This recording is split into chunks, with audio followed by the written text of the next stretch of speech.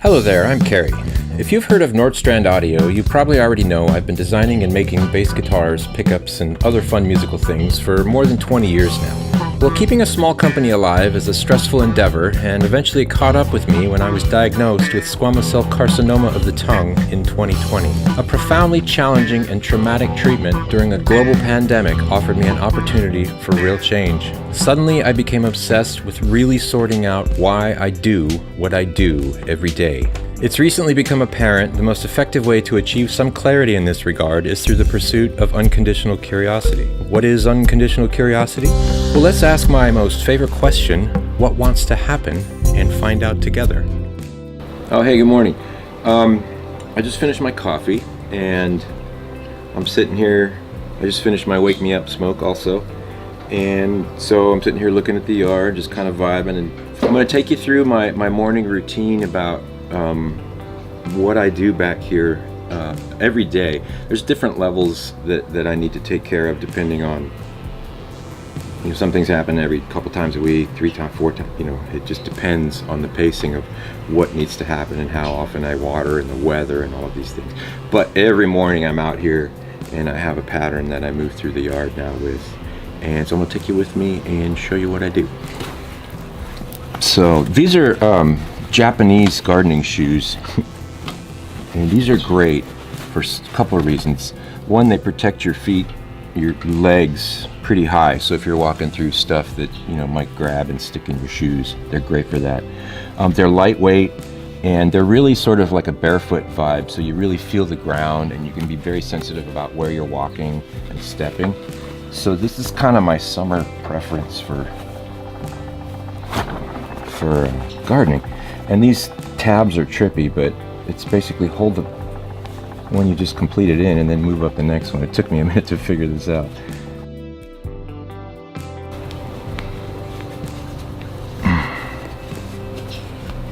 And in the summer, when the sun's out, there's always going to be a hat. This is one of my current favorites. It's called an Applejack. A friend of mine sells hats, and he had these around, and it's linen. It's just a wonderful hat. It's really cool on the head because it's got all this airspace in it, and I don't like messing with my hair, so I just get to stick it in there and put the hat on and get on with it. But that's kind of my all-day hat. And then I have this one, which is, you know, has a full brim on it, which protects my neck as well because you know, the doctor said I got to stay out of the sun. So I'm real careful about taking care of my skin after the cancer thing. So I recommend having 2 pairs of gloves because I get them wet and then they're unusable. I take them off and then I have another set and then that set can dry out and I have another set I can use.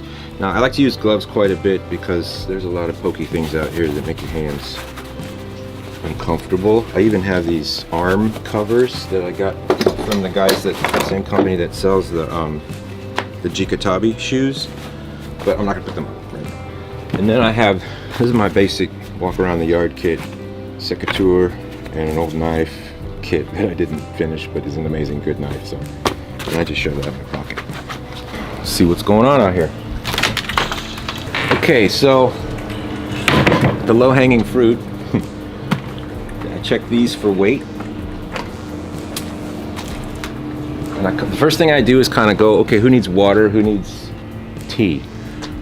It's who's the most vulnerable at this moment. If I missed anything over the last, you know, couple days, so there's kind of a mental checklist to kind of scan the whole thing. But usually I start right here, and since I'm doing this walkthrough, I would normally just jump right into it. I mean, I'll show you that too, but I just want to give you some kind of narration about the process. So check these.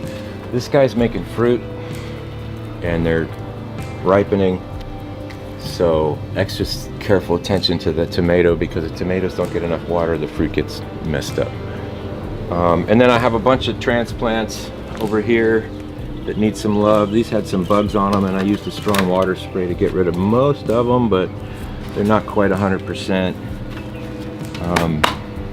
But these were all potted up just a couple days ago. These poor kales have been just eaten by something, so I don't know if they're gonna make it, but it's called Sahara kale. And then these are Tronchuta kale. Anyway, there's a couple different kales there.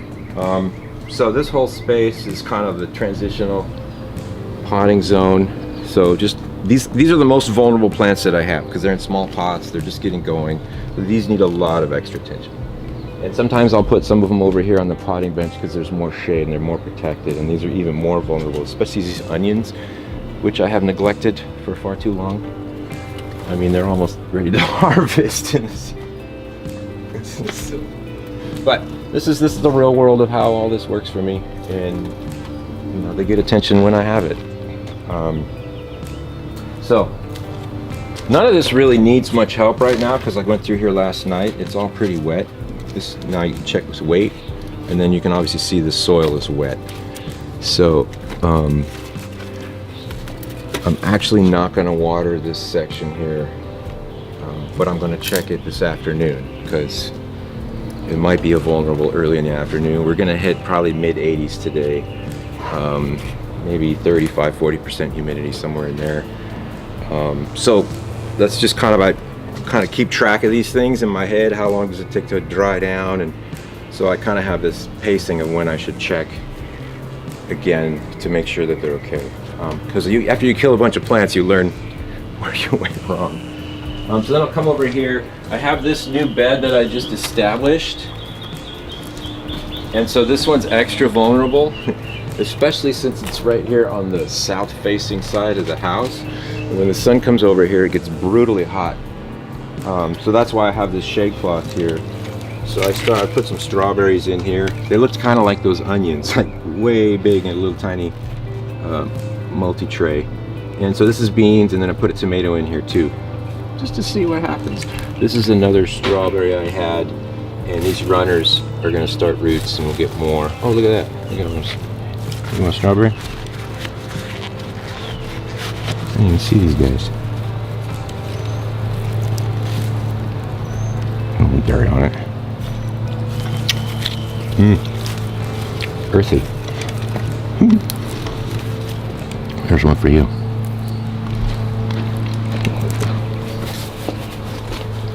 Yummy. Oh, mint. Got it. Especially when you have strawberries right next to it. Now you get to have a nice morning mint strawberry explosion in your mouth. Regular mint, chocolate mint, orange mint, strawberry mint. There's some thyme in here too, but it's losing the war. So from here, check the vulnerable stuff. I moved these peppers out of the greenhouse a while ago. They seem a lot happier. They're growing a bunch more. It's a pretty brutal space, this greenhouse in the summer. But that said, holy, we got some tomatoes going off. These are black crim. Oh, it's got a big hole in it. But I think we're gonna get a lot of harvestable fruit out of here. This is actually a volunteer tomato, this one on the other side. It's actually, I think, 2 years old. It's been just kind of growing and kept going. And I put it in the pot in here and it blew up. And I let it make some fruit. It took forever to make fruit and I almost cut it down, but it's actually really delicious. And this is a Roma tomato, so, and again, owing to the more difficult nature of the heat in here in the summer, this plant's very stressed and it's got some pest activity on it. This fruit right here is just screwed. So, compost. But we check in here. That baby needs water. These are some plants that I flowered, and the flowering time where it was ending ended up when the light changed long enough. So now they're re-vegging. So I figured, okay, let's let them go. Maybe make some cuttings. Maybe they'll flower again in the fall. Who knows? Just learning. So this area doesn't need a whole lot of work. The azalea right there I want to put in the ground, so I pay extra attention to that. Japanese maples are also very high on the care list. The rest of it's pretty robust over here. Pine, ferns, rubber, and then this crazy prune tree. which is my basic shade for this space. Since I have compost, I will add it. These Japanese cucumbers, somebody missed it. They got way too big. So what I'll do is I'll come back and I'll hit this with the shovel and just kind of chop it up and bury it in there. This is my main compost action right here. And every now and then I'll harvest out from down here and add it into things. I'm still building up enough biomass here to actually kind of try to make my own soil to an extent. And this resistance garden, I'm going to call this a resistance garden. So then I have this trail I put in here. Since the last time you were here, this has changed quite a bit. I've added sawdust from the shop as a weed suppressant little pathway here, and I'm going to do more. I just ran out of sawdust. I had one giant dust collector full. It's got some pickguard shavings and some aluminum shavings, so it's not good for really anywhere else, but for where I'm going to be walking, it's great. There's no weeds, nothing's going to grow here. I do have to keep it wet or it'll get really dry, so just an occasional moistening. But this whole bed here is new, and the dogs like to poop on my plants. I think one of them specifically, the blonde one. Anyway, I had to stop them from pooping on my plants. So this is you see videos about how to make these, and so I just kind of winged it with what I had, and then I added the string, and the dogs don't poop on my plants anymore. At least not here. They do it everywhere, but not here. I got beans. This is a rampicante squash, which we love. Some African basil, which is a perennial. Stoked about that. There's a fennel on the other side. These are sweet potatoes back here. There were some purple potatoes right there, but bugs came and got them. And I'm seeing if they recover and grow again, but okay. I had a bean here, but it got, I don't know if it dried out or if I got it too much water. So failure. Put a yarrow in here. This was in a little plastic pot for too long and it would dry out so fast, so I finally got it in the ground and now it's growing good. It's getting going. So I checked this area. This is an area that I have a sprinkler head right here. And so I can just turn a timer on and it waters this whole zone here. But I'm still checking. So look at this rosemary. Whew.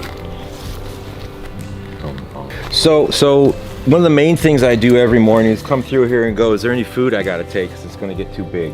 Here's a Romanesco squash, which is not quite big enough yet. I should probably rope that up again so it goes more vertical, but it's doing fine. And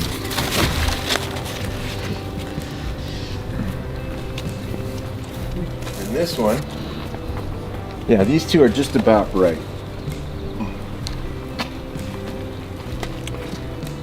So these two are just about right, so I'll pull these off. Gray squash, this is one of the main plants I check. It's usually making a fruit. So I think I might pull that one. Could go probably another day on that one. I have some Japanese eggplants right here. These I already pulled 3 off, so I'm gonna leave these on here just because I have some already, but I think with eggplants, they famously make so many that you can't get rid of them. So hopefully we're just before the storm here. But so this is some beans and some Japanese cucumbers. I added these lines. Japanese cucumbers are not super happy going up, but look at see this one's kind of, these might be compost also. That happened in like 2 days. They were the right size and suddenly they're not. Oh, look at them. Anyway, zucchini in here I think I'm going to take, because the bud, the blossom on it is giving up. So when they do that, they're not going to get any bigger. This banana, pink banana squash. Again, I don't think we're getting enough pollination. I'm seeing a lot of stories about bee populations and bug populations and pollinator populations just not being what people usually see. And it's really sad, but the answer is to add more pollinating plants, that they're going to like this borage right here. This one always has bees on it. So, gotta have more pollinators. This yellow squash here, kind of again getting sad. I'm gonna probably cut these off here. This is a really delicious squash. This was gonna be a giant pumpkin. Now it's compost. This is a giant pumpkin plant here. And these are regular pumpkins. Come on. Who ate all my almonds? Oh man, I was gonna harvest them, they're gone. Oh, the birds have been... Yeah, look at this. Oh, I blew it on the almonds this year again. Oh, wow. They're ready for They just eat them right out of there. Look at them. They must have, a flock must have come here and just destroy. I gotta put a net on next year. Dang it. Oh, here's one. Oh, nope, not even. Wow, turkeys. Well, hey, at least I'm feeding the birds. So over here, these are my grapes. That's crazy. I have a local farmer friend, and I said, should I cover the grapes? What should I do? Well, you can hang some CDs, but covering them is kind of...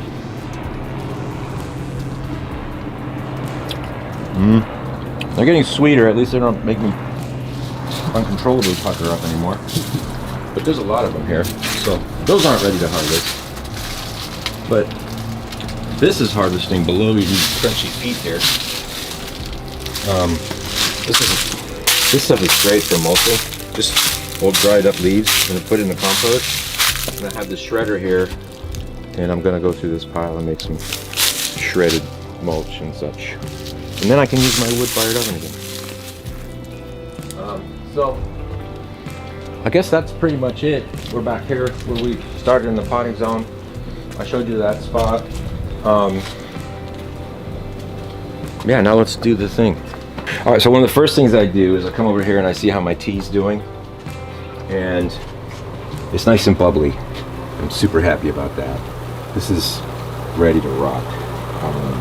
I've come to the conclusion that I need to keep the bag of compost not really in the water. I get better activity when it's not submerged. It doesn't smell as bad. I think I get anaerobic activity inside that bag if it's touching or submerged in the water. So I'm experimenting with this just slightly above the surface thing, and it does seem to give me better results.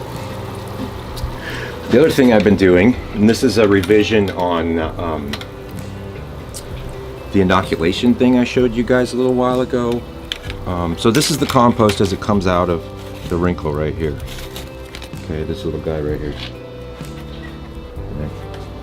Which is kind of the engine of all this. Now, I had this idea for real simplicity's sake that we could put the inoculation in another bucket in the bottom. I'm just trying a real thin layer. And that way this bucket seals that bucket, keeps the air out.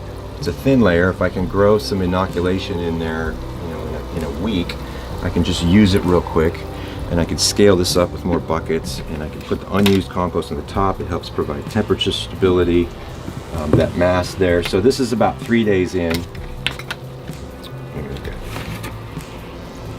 Yeah, it smells almost like it's going sideways, so I'm not sure if this is going to work out. I probably need to keep it somewhere cooler. But I'm just trying to figure out what's going on. So another thing, this is the real world here. This is some of our food waste that's been sitting here for a bit, and so let's see where it goes. Okay, that's too much icky water in there. I'm actually going to dump that water straight into my tea, and the rest of this is going to go in the wrinkle. And so I'll go through each one of these things and kind of put them where the waste asks. So we'll just put that in there. We'll see what happens now. I haven't done that aggressive, but it's already degraded. So we'll just throw this in here.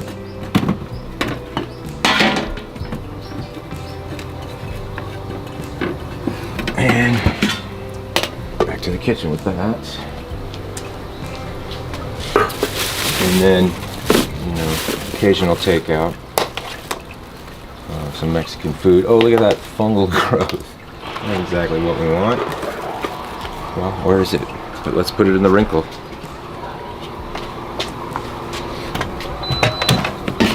No, don't take it. Beans and rice from our local favorite spot called Licho's. A really crappy, awful, single-use plastic fork. Bad. We're trying to do better.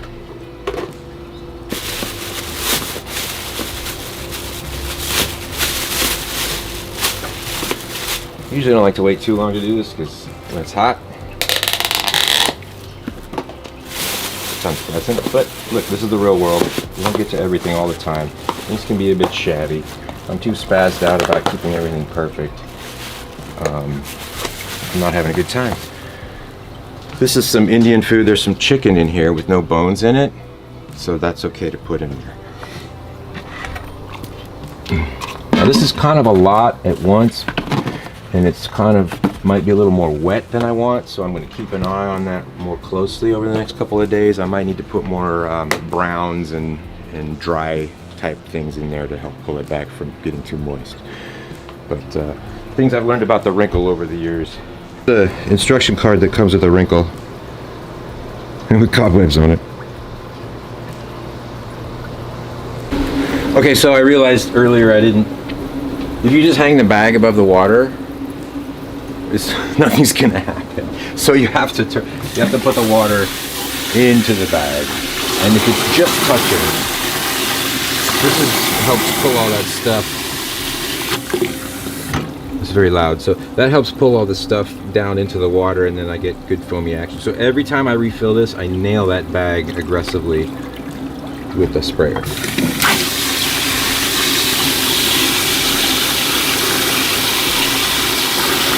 And a quick note, this white is probably lactobacillus, which is something we really like in this, and that's probably part of how it's helping build this foam up by not being submerged and having anaerobic activity in that bag. Just guess, I'm trying to figure it out.